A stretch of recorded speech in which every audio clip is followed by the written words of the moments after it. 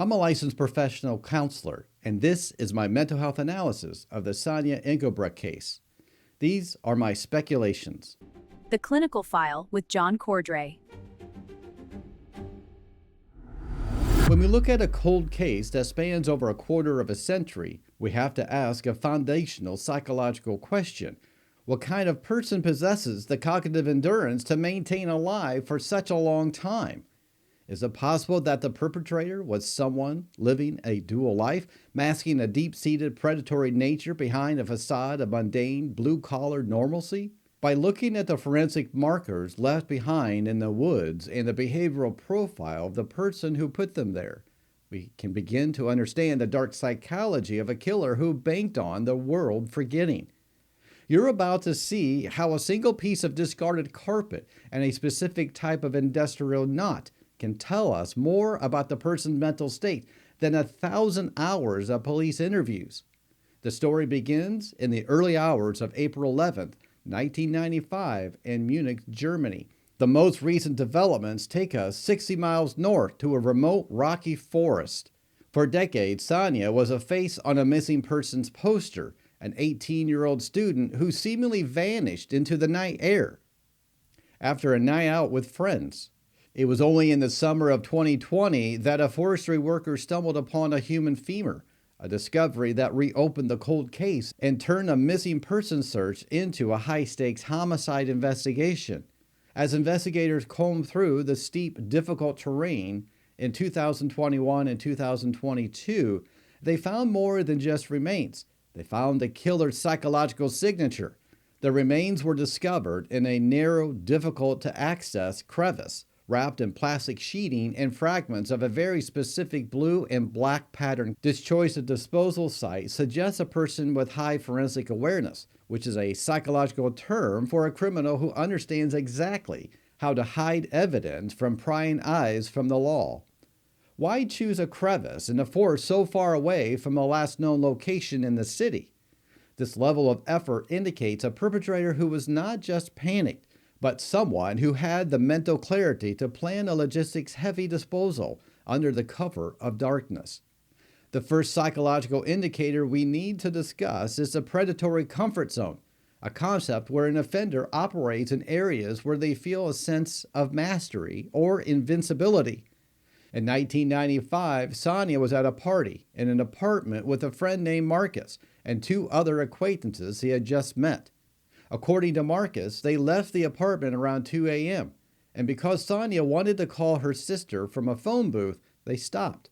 Marcus then claimed he boarded a tram and left her there, yet Sonja's sister never received a call, and no one else ever saw Sonja at that tram stop. When a person's story is the only link to a victim's last moments, we look for verbal leakage or inconsistencies that might signal a deceptive mental state. Marcus later admitted to making a strange, threatening phone call to another female friend of Sonja's that same night, using a voice that was described as aggrieved and obscure. This behavior is a significant red flag. It shows a baseline of volatility and a desire to exert power or cause fear in women within a high social circle through anonymous means. If we look at this through a clinical lens, this aggrieved behavior might suggest a fragile ego or a person who reacts to perceived social rejection and redirection aggression. However, the police eventually moved their focus away from Marcus because he didn't have a driver's license or a car at the time, making the 60-mile trip to the forest nearly impossible for him to execute alone. This brings us to a new and chilling development, the remnants found with Sonja's remains. Forensic experts identified the material as distinctive, pattern commonly used in the 1990s, often found in apartments or renovation projects. The perpetrator didn't just dump a body, they packaged it using materials they likely had at hand in a garage or a basement or a workshop. This suggests an organized offender profile, someone who likely killed in private space, and then took the time to wrap the victim to prevent the transfer of biological evidence to their vehicle. The use of a specific industrial knots to tie the plastic and carpet also points toward a person with a background in a trade, such as construction, upholstery, or roofing. Did the killer feel a sense of accomplishment in how well they hid her for a quarter of a century? Overconfidence remains one of the more reliable predictors of forensic difficulties, and this killer was certainly overconfident in the permanence of their hiding spot. They assumed that spot in the forest was a permanent vault, forgetting that nature and time eventually reveal what is hidden through erosion and chance. In the most recent investigative updates from 2023 and 2024, German police focused their attention on people who lived in or had links to the area during the mid-1990s. When analyzing a suspect who has remained silent for this long, we look for behavioral stability, on the surface masking a behavioral volatility underneath. Did this person have a history of smaller boundary testing offenses before 1995? Perhaps stalking or even voyeurism? Many offenders who commit such high-stakes crime have a history of paraphilias that go unreported because the victims feel too intimidated to come forward.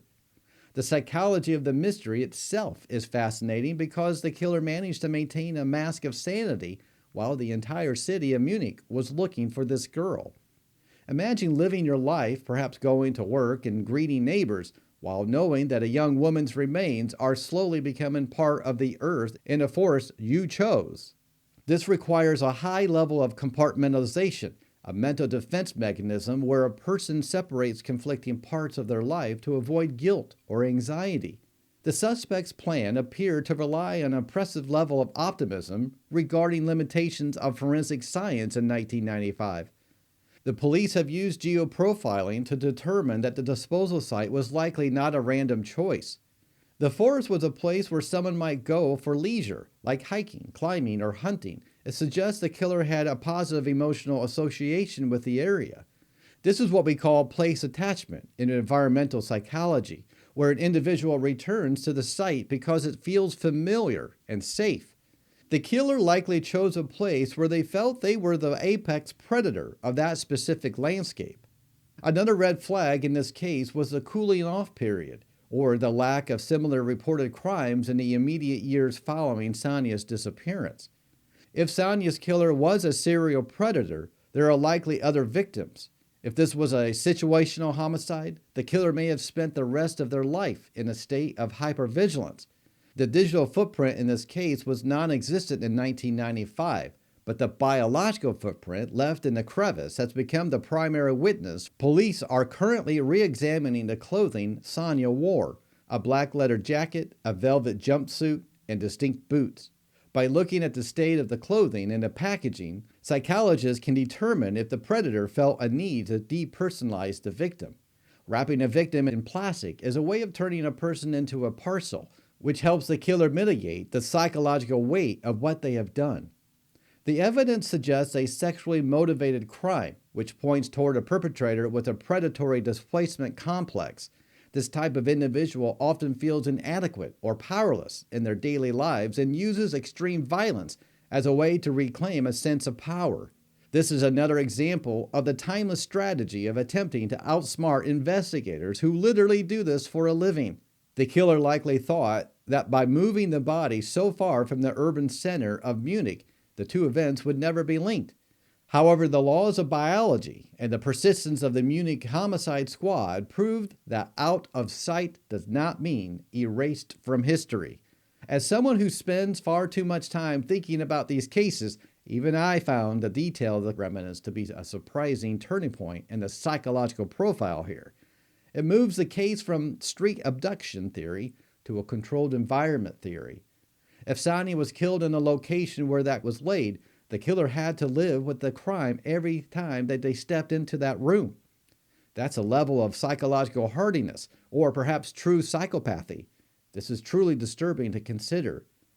Psychopathy is characterized by a lack of empathy and a shallow affect, which would allow a person to go about their day without the weight of the guilty conscience.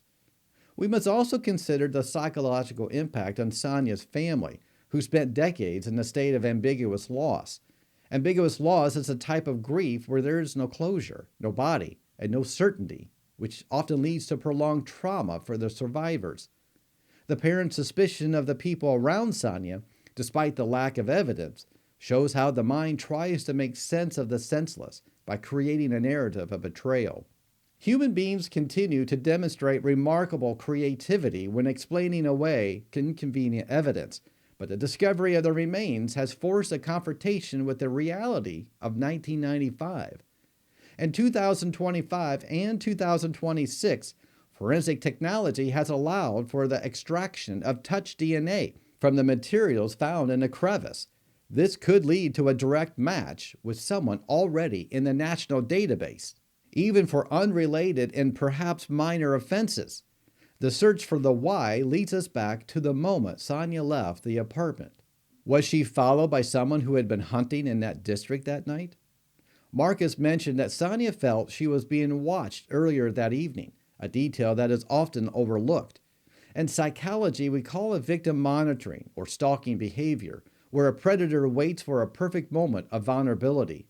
The predator may have been watching the group from the shadows, waiting for a moment Sonja was left alone at the tram stop. This case illustrates the classic mismatch between perceived cleverness and actual detectability in the long term. The killer was clever enough to hide a body in a place that wouldn't be found for nearly 25 years, but not clever enough to realize that the world would eventually change. The 1995 version of the world is gone, replaced by a 2026 reality where every microscopic fiber has been sequenced and analyzed. The suspect's explanation, should they ever be caught, will likely be imaginative, if not particularly persuasive to the jury. The investigation is currently focusing on a list of men who were construction helpers or worked in renovation in Munich during that specific era. If the perpetrator was a loner who worked in trades, they would often have the perfect cover, a van, tools, and legitimate reason to be moving large wrapped items at odd hours. People sometimes overestimate how invisible they become when they are just another person in a work uniform. Another psychological red flag we look for is the anniversary reaction, where the perpetrator's behavior changes as the date of the crime approaches. Often, perpetrators of cold cases will return to the site of the crime or the disposal site on significant dates to reconnect with the event. Did the killer visit that forest over the last quarter century to check on their secret and ensure the crevice was still undisturbed? This behavior is a form of compulsive checking, driven by anxiety of being caught, but also by a sick need to relive the dominance of the act. This clinical file is about looking deeper than the headlines, and Sonja's case is a masterclass in reading behavioral clues from a crime scene. We have a victim who was a low-risk individual, which makes the crime even more indicative of a highly motivated predatory offender. When a low-risk victim is targeted, it usually means the killer is a process-oriented predator who is looking for a specific type rather than just anyone who is nearby. The fact that Sonja was a tall, striking young woman with a specific alternative style might have been what triggered the perpetrator's fixation. The psychological red flags are everywhere. The threatening phone call, the industrial packaging, the choice of a remote forest, and the decades of silence. This is yet another reminder that confidence and competence don't always travel together. The killer was competent at disposal, but their confidence in their own anonymity is finally being tested. As we look toward the potential arrest of a suspect based on the new DNA leads from 2024, we have to prepare for the reality that the killer may be someone ordinary or plain or even just simply normal. The most terrifying thing about psychology of murder is that it often wears a very mundane suburban face. It's the neighbor who fixes his own roof, the colleague who always has the right industrial tape, or the quiet man who likes to go on solo hikes. The explanation offered by the evidence is that Sonja met someone who viewed her as a prize to be taken and then discarded in a crevice like unwanted construction debris. But even after 26 years, Sonja is no longer missing. She is a person who has been brought home. At this point in my analysis, I'm starting to wonder if the killer is still living in the Munich area, feeling the noose of modern science tightening around their very neck at this very day. The clinical file on Sonja remains open for now, but the circle is closing faster than ever before. The details regarding a specific geographic profile of the suspect have given the Munich police more than they ever had in the last 20 years. This is an interesting cold case here. It's in Germany, and we're looking at a cold case that was over 20 years ago. And the killer obviously had no idea of the technology, the advancements of technology that would have many years later. Now we have very little evidence to look at, but that evidence that we have is very specific, and that is a major clue here. We have DNA evidence that can really break down the fibers and know exactly where that's coming from.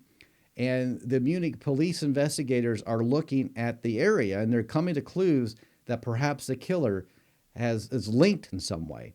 It's fascinating to see how technology, as it's unfolding right before our very eyes, how it can solve a lot of cold cases. So what did you think about this case? Were there any elements that stood out to you? Thank you for joining me today. Until next time, stay curious, stay safe.